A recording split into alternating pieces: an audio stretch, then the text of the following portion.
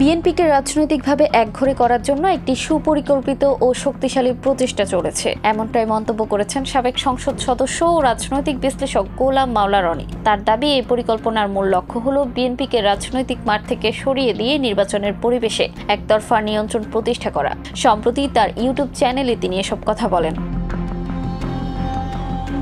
গোলাম মাওলা রনির মতে, জুলাই ও আগস্ট মাসের মধ্যে কিছু গোষ্ঠী রাষ্ট্রীয় কাঠামোয় বড় ধরনের পরিবর্তন আনার চেষ্টা করছে। এর মধ্যে রয়েছে রাষ্ট্রপতি মোহাম্মদ শাহাবুদ্দিন চুপ্পুকে সরিয়ে নির্বাচন পিছিয়ে দেওয়া,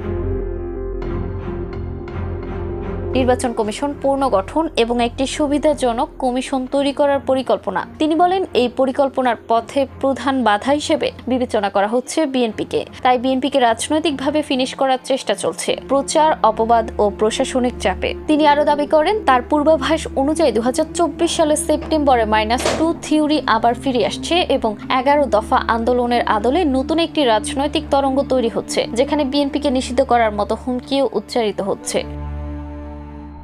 গোলাম মাওলা রনি সরাসরি বিএনপির অভ্যন্তরীণ দুর্বলতার কথাও তুলে ধরেন। তার দাবি, দীর্ঘ 15 বছর ধরে বিএনপির তৃণমূলে কমিটি গঠনে অর্থ, বাণিজ্য ও অনৈতিক লেনদেন হয়েছে, যা দলটিকে আদর্শ ও শৃঙ্খলার পথ থেকে বিচ্যুত করেছে।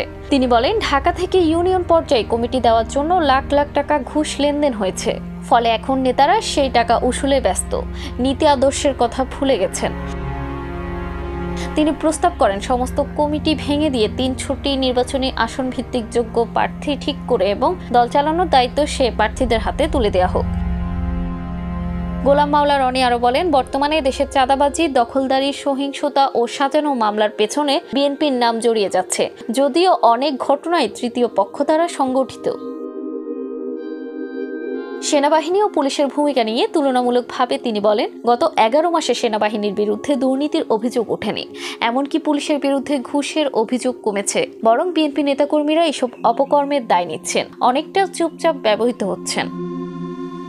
গোলাম মাওলা রনি প্রশ্ন তোলেন, বিএনপি কেন এখনো বুঝে উঠতে পারছে না যে তাদের বিরুদ্ধে এত নেতিবাচকতা তৈরি হচ্ছে। তিনি বলেন, বিবৃতি ও বক্তৃতা দিয়ে এই সংকট থেকে বের হওয়া সম্ভব নয়। তার মতে, দলটির শীর্ষ নেতৃত্বের অভিমানী আত্মবিশ্বাস ও মাঠের বাস্তবতা না বুঝে চলার কারণে আজকের এই অবস্থা। তিনি বলেন, এই পরিস্থিতি থেকে আর ফেরার সুযোগ নেই। রোগটা এতটাই গভীর হয়ে গেছে যে এখন সেই দুর্ভোগ দুর্দশা ভোগ করেই বিএনপিকে পরবর্তী পদক্ষেপে যেতে হবে।